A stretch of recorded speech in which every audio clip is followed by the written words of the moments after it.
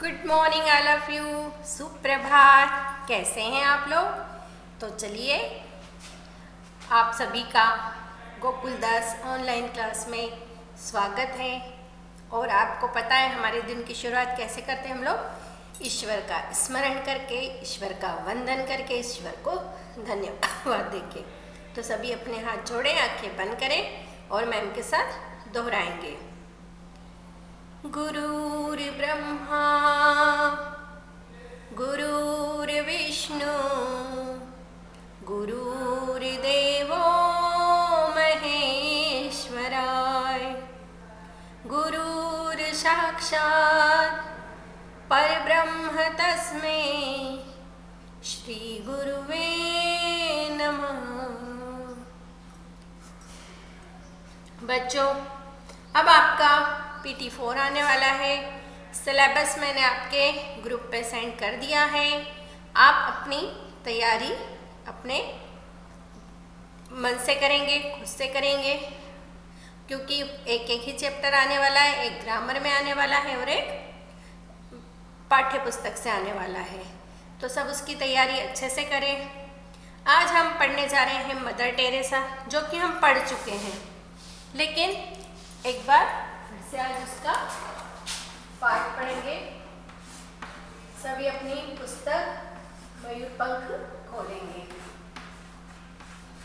Mother Teresa. Mother Teresa के बारे में मैंने आपको बताया था कि किस तरह से उन्होंने अपना स्कूल पहला शुरू किया था और गरीब बच्चों को किस तरह से पढ़ाया था। तो आज फिर से उसी चैप्टर की पहले रीडिंग करेंगे और उसके शब्दार्थ और श्रुतलेख शब्द लिखेंगे। सभी लोग पेज नंबर 74 निकाल लें।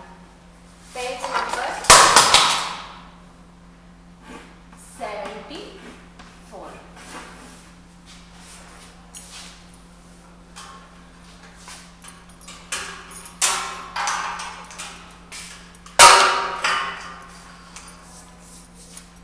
पाठ 12 मदर टेरेसा। सभी अपनी पुस्तक निकालेंगे, फिंगर रखते जाएंगे। मैम रीड करेगी, आपको ध्यान से पढ़ना है और सुनना है। मुझे उम्मीद है एक बार सबने रीडिंग कर ली होगी। ममता की मूरत मदर टेरेसा का बचपन बड़ा सुखद था। माता पिता, भाई और बहन के लाड़ दुलार में पली एग्नेस बचपन से गोल मटोल और गोरी गुलाबी थी। अतः उन्हें एग्नेस के नाम से न पुकारकर गोझा के नाम से संबोधित किया जाता था। गोझा का अर्थ होता है फूल की कली। देखिए, मदर टेरेसा का बचपन बड़ा सुखद था, है ना। वो बहुत ही अपने माता पिता और भाई बहन के लाड़ दुलार में पली थी, क्योंकि वो सबसे छोटी थी और बहुत सुंदर गोरी गुलाबी थी, इसलिए उन्हें सभी लोग प्यार से गोझा कह के पुकारते थे। उनका बचपन का नाम एग्नेस था और गोरी गुलाबी होने के कारण उन्हें गोंजा कहा जाता है। और गोंजा का अर्थ होता है फूल की कली। फूल की कली की तरह सुंदर थी वो, गोल मटोल। गोंजा के बड़े भाई लाजर को मिठाई, केक, पेस्ट्री, चॉकलेट आदि खाने का बड़ा शौक था। माताजी द्वारा मिले अपने हिस्से से संतुष्ट न होकर लाजर सदैव मिठाई चुराने की ताक में रहते थे। जब माताजी सोने के लिए अपने शयन कक्ष में चली जाती थी तो लाजर चुपचाप दबे पाए रसोई में घुस जाते। केक, पेस्ट्री, चॉकलेट आदि चुराकर खा जाते, है ना। उनके जो बड़े भाई थे लाजर, उन्हें केक, पेस्ट्री, है ना, मिठाई खाने का बहुत शौक था। और जब उन्हें उनके हिस्से का मिल जाता है तो भी वो रात में क्या करते थे, जब उनकी मम्मी सोने के लिए चली जाती थी तो उसमें से चुरा कर वो खा लेते थे। और जब कुछ और नहीं मिलता तो वो जैम ही चुरा कर चाट लेते। मतलब उन्हें इतना मीठा पसंद था कि कुछ नहीं मिल रहा है तो वो जैम ही चुरा कर खा लेते थे। पीछे पीछे बड़ी बहन भी चली आती थी। वे दोनों अपनी छुटकी बहन को भी चोरी में सम्मिलित करना चाहते थे, परंतु बालिका गोझा को यह सब कुछ अच्छा नहीं लगता था। अब उसके चोरी में उसकी बहन भी शामिल हो जाती थी, है ना, लेकिन जो छोटी बहन थी गोंझा, उसे यह सब पसंद नहीं था। परंतु बालिका गोंझा को यह सब कुछ अच्छा नहीं लगता, क्योंकि माता जी ने एक दिन बातों ही बातों में कहा था, छिप कर किया हुआ काम अनुचित है। देवता अपनी 1000 आंखों से सर्वत्र देखता रहता है। बालिका गोंझा अपने बड़े भाई बहन के साथ चोरी में कभी शामिल नहीं हुई, है ना। उसने कहा, क्योंकि उसकी माँ ने समझाया था कि छिप कर किया गया हुआ काम अनुचित होता है। देखो, छुपाया वही जाता है जो गलत होता है ना। कभी कभी आप लोग क्या करते हो, कुछ गलत लिख देते हो तो अपनी नोटबुक पे हाथ रख लेते हो, है ना। तो जो हम गलत करते हैं तो उसे ही छुपाते हैं, है ना। सत्य बात को कभी छुपाया नहीं जाता, उसे तो आप जोर जोर से बोलते हैं। अच्छे नंबर आते हैं तो आप मम्मी को जा के जोर से बोलते हैं ना कि आज तो हमारे 10 आउट ऑफ 10 आए, 10 आउट ऑफ 9 आए। लेकिन जब आपके कम आते तो आप उस चीज़ को नहीं बताते हो, है ना। लेकिन वो गलत नहीं है, लेकिन आप डर के मारे नहीं बताते हो। तो कभी भी ऐसा काम नहीं करना चाहिए जिसे हमें छुपाना पड़े। अब गोंझा ने एक दिन शनिवार की आधी रात को अपने भाई और बहन को डट कर केक खाते हुए देखा, है ना। माँ कहती है कि यदि है ना, देखकर उसने अपने भाई बहन से कहा कि अगर माँ कहती है कि यदि सुबह की प्रार्थना में सम्मिलित होना है तो रात्रि के 12 बजे के बाद कुछ नहीं खाना चाहिए। उसकी माँ कहती थी कि अगर हमें सुबह प्रार्थना में शामिल होना है, भगवान के मंदिर में जाना है, तो हमें रात के 12 बजे कुछ नहीं खाना चाहिए, 12 बजे के बाद कुछ नहीं खाना चाहिए। उन दोनों ने उसकी एक न सुनी। फिर भी गोंझा ने कभी इन बातों की शिकायत अपनी माँ से नहीं की। माँ का कहना था कि शिकायत करना बुरी बात है। देखो, पहली बात तो झूठ बोलना, चोरी करना, है ना, और चुपचाप से कुछ करना और शिकायत करना, 4 चीज़ें गलत होती। शिकायत करना मतलब हम क्या कर रहे हैं, दूसरों की गलतियां देख रहे हैं और उन्हें जा के बता रहे हैं, और इस तरह से हमें क्या आदत हो जाएगी, नेगेटिविटी हमारे में आ जाएगी। हम सिर्फ दूसरों की नेगेटिव बातों को ही देखेंगे कि वो ऐसा नहीं कर रहा, वो वैसा नहीं कर रहा है। इसलिए टीचर भी आपको बोलती कि शिकायत नहीं करना चाहिए, और आपको क्या पड़ जाएगी, आदत पड़ जाएगी। इसलिए शिकायत नहीं करना चाहिए। अब अपनी माँ का कहना था कि शिकायत करना बुरी बात है। बालिका के हृदय पर माता का गहरा प्रभाव था। देखिए, अपनी माँ आपकी जो भी आपको समझाती है, आपके पापा जो समझाते हैं, उसका आपको जरूर अनुकरण करना चाहिए।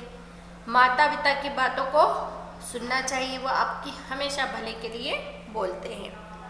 पिताजी तो उसी समय चल बसे थे जिस समय फूल की कली 7 वर्ष की मासूम बालिका थी, और उनके पिताजी जब ही चल गए थे, भगवान को प्यारे हो गए थे जब गोंझा सिर्फ मात्र 7 वर्ष की थी, है ना। मतलब वो 2nd क्लास में ही थी, 2nd या 3rd में।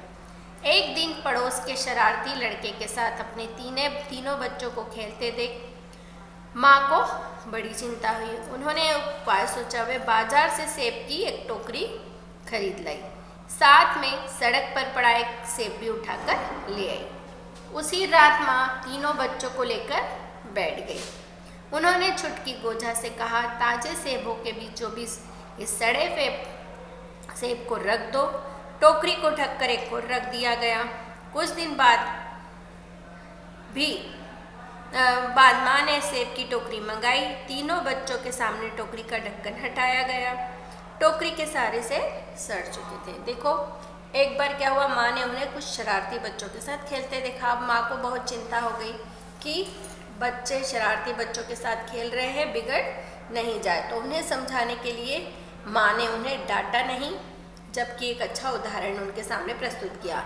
उन्होंने क्या किया कि एक सेब की टोकरी खरीद लाई, है ना, और उसमें सारे सेब अच्छे थे, और एक सड़ा सेब भी फेंका हुआ जो दुकान वाले फेंक देते हैं सड़क से, वो उठा ले।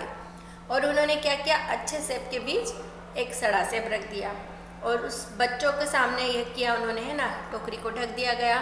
फिर 2-3 दिन बाद जब टोकरी खोली गई तो सारे सेब सड़ चुके थे।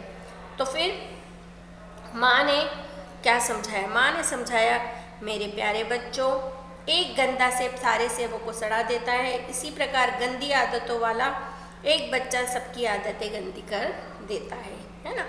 तो माँ ने समझाया कि एक सड़ा सेब अच्छे सेबों को जैसे खराब करता है, उसी प्रकार एक गंदा बच्चा अच्छे बच्चों को आदतों को बिगाड़ देता है ना। झूठ बोलना, चोरी करना, फिर शिकायत करना, ये सब गंदी आदतें होती हैं। उस दिन के बाद तीनों बच्चों ने सदैव शिष्ट और शालीन बच्चों के साथ ही मित्रता की। तो हमें हमेशा ऐसे बच्चों के साथ रहना चाहिए जिन्हों में ऐसी कोई बुरी आदतें नहीं हो, जो हमें बताते हैं ना कि अरे चलो ये इसकी चीज़ ले लेते हैं, कुछ नहीं होता है, चल इसका टिफ़िन खा लेते, कुछ नहीं होता। तो ये सब गंदी बातें होती है, ऐसा नहीं करना चाहिए। तो चलिए, ये चैप्टर मुझे उम्मीद है आपको समझ में आया होगा। इसका सबसे पहले होमवर्क लिख लो आप लोग। आप होमवर्क लिख लीजिए। पाठ 12 वाचन करें।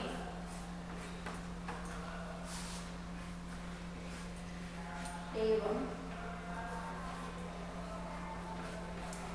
उसके कठिन शब्द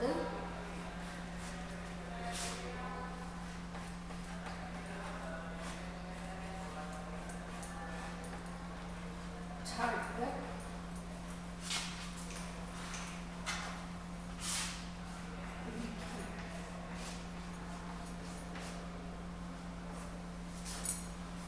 कर लीजिए। ये वाला होमवर्क लिख लीजिए, नोट डाउन कर लीजिए।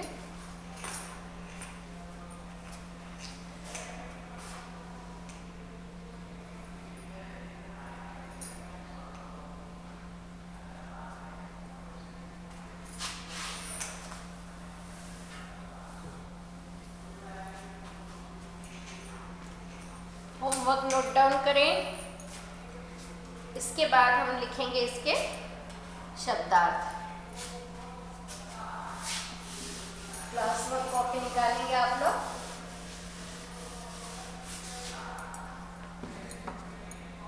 हेडिंग डालेंगे पाठ 12 मदर टेरेसा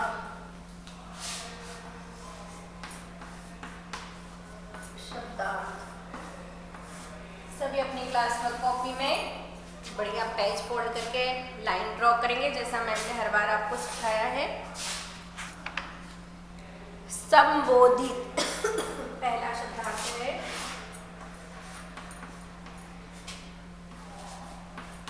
संबोधित। संबोधित यानी पुकारना। किसी को किस नाम से, किसी को किस नाम से, अलग अलग नामों से पुकारा जाता है ना। संबोधित यानी पुकार। अगला शब्द है संतुष्ट। संतुष्ट, संतुष्ट मतलब संतोष करना।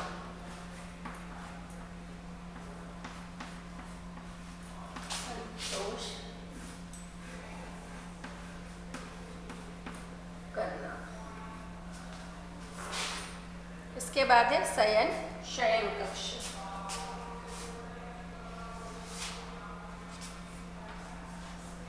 शयन कक्ष। शयन कक्ष ने सोने का कमरा। सोने का कमरा।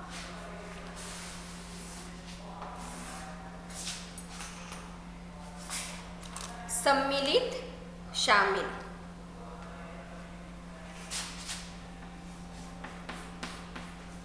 सम्मिलित,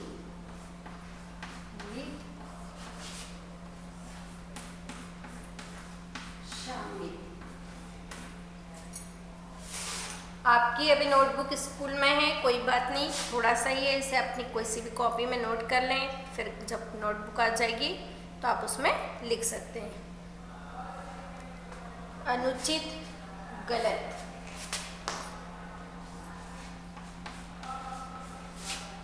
अनुचित,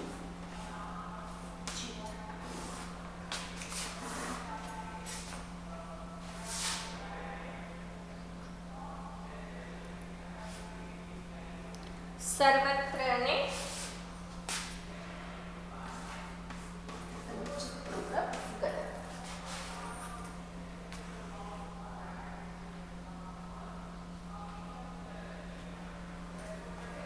सर्वत्र ने सभी जगह।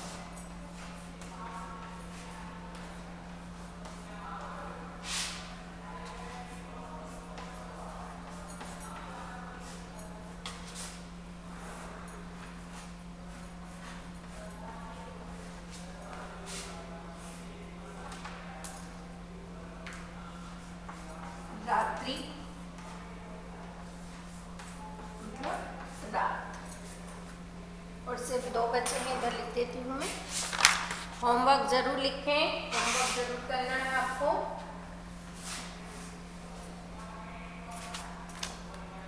उपाय, तरीका।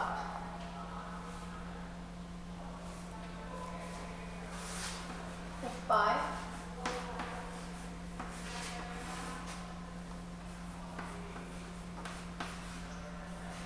तरीका।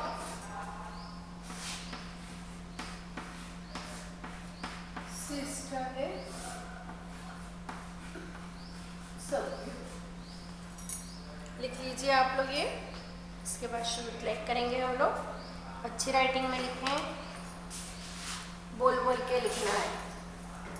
ऐसा नहीं कि अभी फोटो लिया है बाद में लिखेंगे, अभी भी लिखेंगे, 2 बार लिख लेंगे, कोई दिक्कत नहीं है।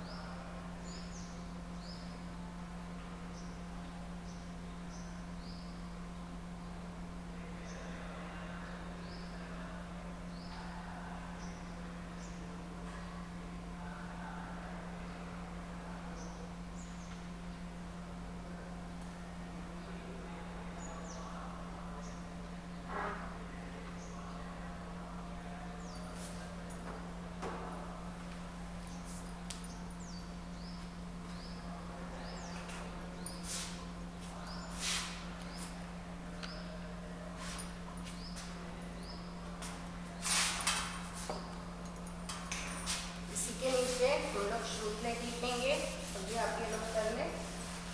अच्छी राइटिंग में लिखना है, बोल बोल के लिखना है। पहले लिख लीजिए।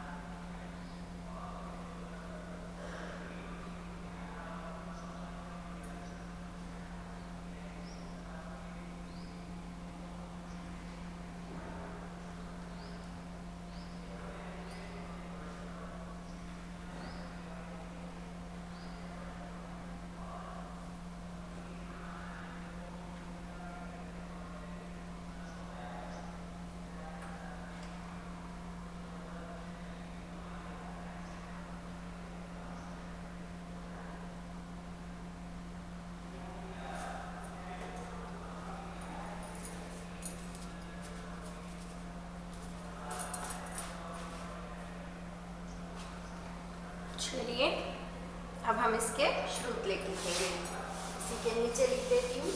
अभी आपके पास नोटबुक नहीं है, एक बार लिख लो, फिर 3-3 बार अपने नोटबुक में लिख लेना, ठीक है। श्रुतलेख आपको अगर जगह है तो यही लिखे, वरना न्यू पेज पे लिखे। श्रुतलेख। एग्नेस आपको 3-3 बार लिखना है ना। एग्नेस, गोजा,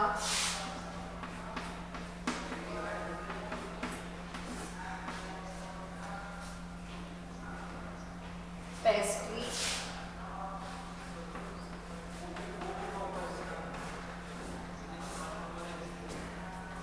संतुष्ट, एक साथ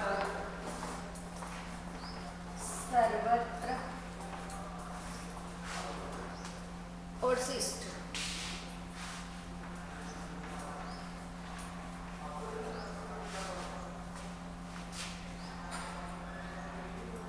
इसको आपको 3-3 बार लिखना है। अभी 1 टाइम लिख लो, फिर बाद में आपकी जब नोटबुक मिल जाएगी तो आपको 3 बार लिखना है। स्क्रीनशॉट भी ले लो अब इसका आप लोग।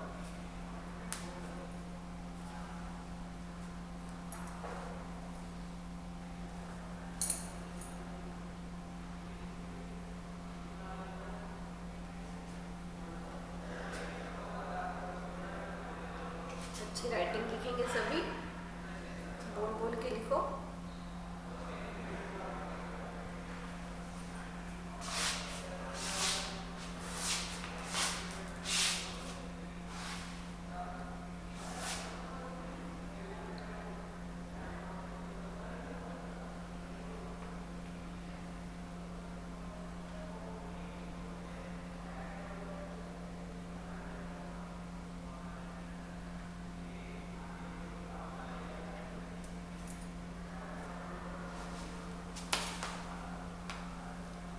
चलिए तो आज के लिए हमारा वर्क इतना ही है ना।